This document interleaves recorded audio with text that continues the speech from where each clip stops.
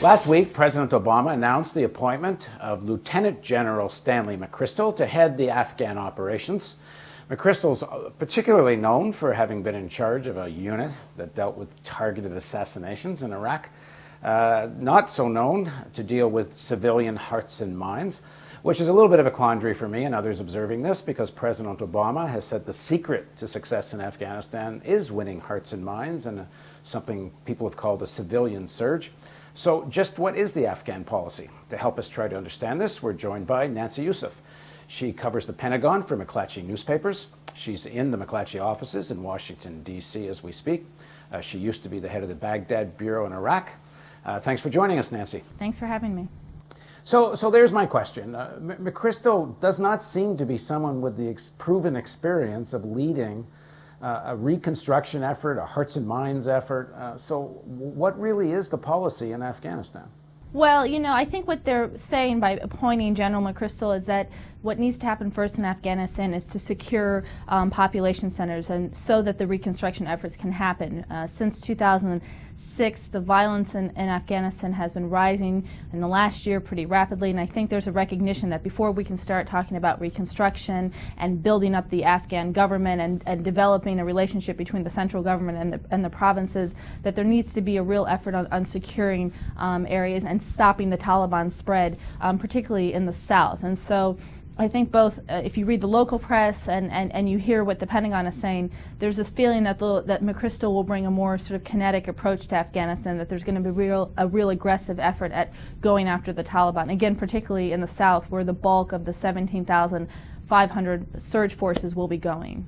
It seems that there's two fundamental philosophies here. One is more aggressive going after the Taliban, and somehow that will prepare the condition for reconstruction. But the critique of that is that the more aggressive the U.S. goes after the Taliban, the more it alienates Afghans.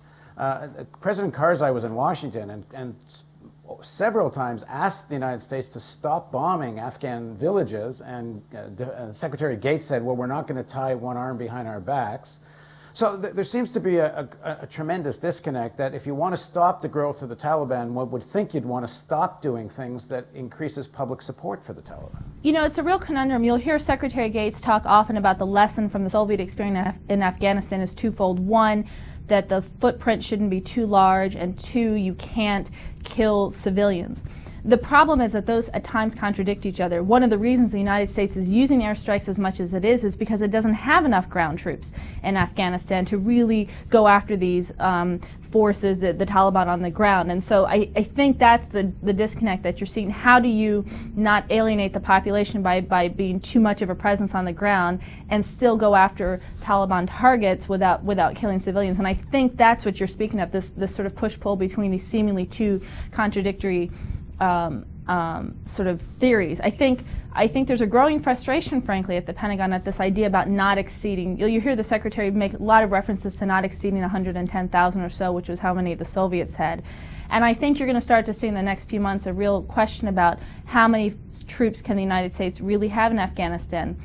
Every poll, whether it's done by the military, by private groups, amongst the Afghan people, suggests that they want the United States there. They want them to sort of root out the Taliban. So how do you measure that in terms and use that to measure how many troops you should have on the ground? I think that's a debate that you'll see coming up in the next few months. But the polling information's kind of mixed, because the support for the idea that the U.S. should fight the Taliban is way down from where it was even a year ago. And Karzai's clearly responding to Afghan public opinion when he says stop aerial bombings, period. I mean, Karzai's not anyone that wants the Taliban to come take Kabul. But he's called for a complete moratorium on aerial bombing. He has, but remember, there's an election coming up, and he's in a precarious political situation. You're absolutely right. People aren't calling for the United States to come in and bomb civilians from the air, but they are hoping that the United States will come and with a significant force presence and plan, root out the Taliban from their communities, because the alternative for them is not better either, is having Taliban coming in many cases coming into neighborhoods and almost immediately using very brutal tactics to sort of gain control of communities, beheadings, executions, going after girls, going into schools. So arguably the Afghan citizens are really stuck in a conundrum. Their choices are the Taliban or foreign forces coming in, and I think that's what you're seeing in those polls. And I think the drop, you're right, is a reflection of a frustration that they see foreign troops there and not a drop in Taliban activity. In fact, it's an a terrible increase. choice. Yes. One of the things I was struck by in the Afghan announcement is that in the election campaign, candidate Obama had talked about a kind of Marshall Plan for Afghanistan, rebuilding the economy from the ground up, and said many times that there can't be real success in Afghanistan with the transformation of the Afghan economy. Now the objective just seems to be make sure al-Qaeda doesn't have any bases. He announced $1.5 billion for Pakistan development in the tribal territories and the border regions, but there was actually no dollar figure of commitment at all for Afghanistan. Now, right, and it is a balance. The way the administration sees it, by sending more troops in the south, where the Afghan economy's poppy production is the most prevalent, that they can, in some ways, sort of tackle that. You know, the estimates on how much money comes from poppy production varies. If you believe the $4 billion figure, about 150 million of that goes to farmers, I believe.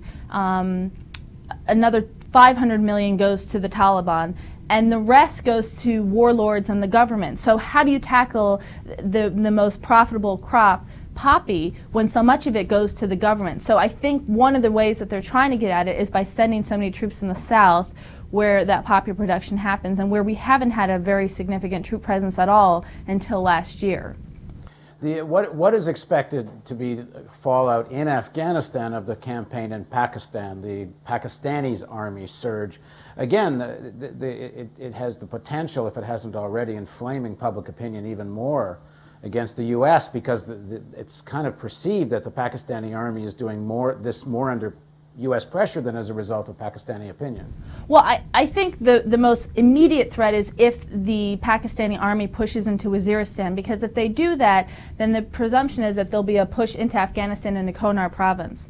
And it would demand, presumably, that the United States send more forces there or that the NATO countries do. As it is, I think most people tell you there aren't enough forces in Konar, despite the push by the Poles and the French and the addition of another U.S. battalion there. So just to be clear, it would push Taliban forces in Pakistan more into Afghanistan? That's right. I mean, it would, and Taliban forces. If that happens, it seems to me, I think to everyone, the smartest strategy would then to be have forces in Konar to sort of lock them in.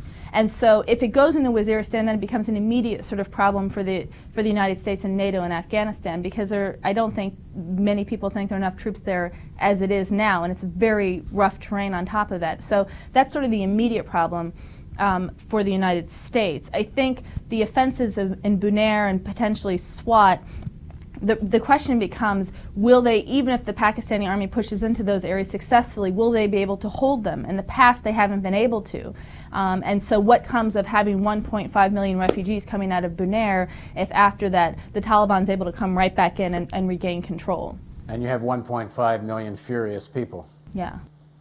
So how much fear is there that this campaign on both sides of the border is, in the final analysis, actually strengthening Taliban public support? Well, frankly, I think the United States isn't really sure how far this is going to go, and I think they're optimistic that at least the Pakistani army is recognizing that the Taliban is a threat to them, that it's not just about India anymore, and that they're trying to address it however effectively.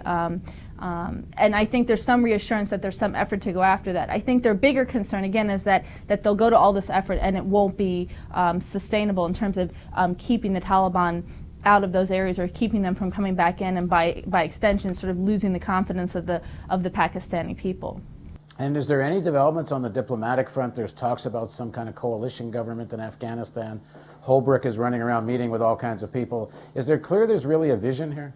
I frankly think that that's the only option that they see as viable at this point, is a national unity government. I think by everybody's estimation, Asif Zardari, the leader of Pakistan, is a weak leader and doesn't have the support. He doesn't control most of the country, and that there's no real alternative for the United States but to really encourage him to create a national unity government to calm some of these tensions that are flaring up in parts of the country that he doesn't control. So is it a plan? I don't think they would call it so much a plan, but really the best of not very good options, frankly. And the same thing in Afghanistan. There seems to be, there's some talk of some kind of coalition governments in Afghanistan, but all of this seems to be kind of stumbling week to week. Well, because I think it's such a complicated issue. I mean, on Afghanistan alone, we've got elections coming up in August. The administration's made it very clear that it doesn't have the strong tie with Hamid Karzai that the Bush administration did. You could see the tension on the faces of both President Obama and Hamid Karzai when they met, and you could hear it in Hamid Karzai's comments that he didn't have the support of the United States that he enjoyed just a few months ago. But what's the alternative, and who do you back instead? I mean, frankly, the United States has backed people in the past, and they haven't been able to do what they need to do in Afghanistan. Hamid Karzai was at one point our strong ally, and he's lost the support of the people, and he doesn't control much of the country. So I think it feels like it's changing week to week because the situation on the ground is changing week to week. The AFPAC strategy that we had talked about initially when it was announced didn't talk about refugees leaving, didn't talk about a Pakistani army that potentially pushed into Waziristan. So the situation is changing on the ground very rapidly, and I think you're seeing administration trying to adjust to those conditions on the ground. Thanks very much for joining us, Nancy, and given that conditions are changing so quickly, we will have to talk to you again soon. I look forward to it. And thank you very much for joining us on the Real News Network.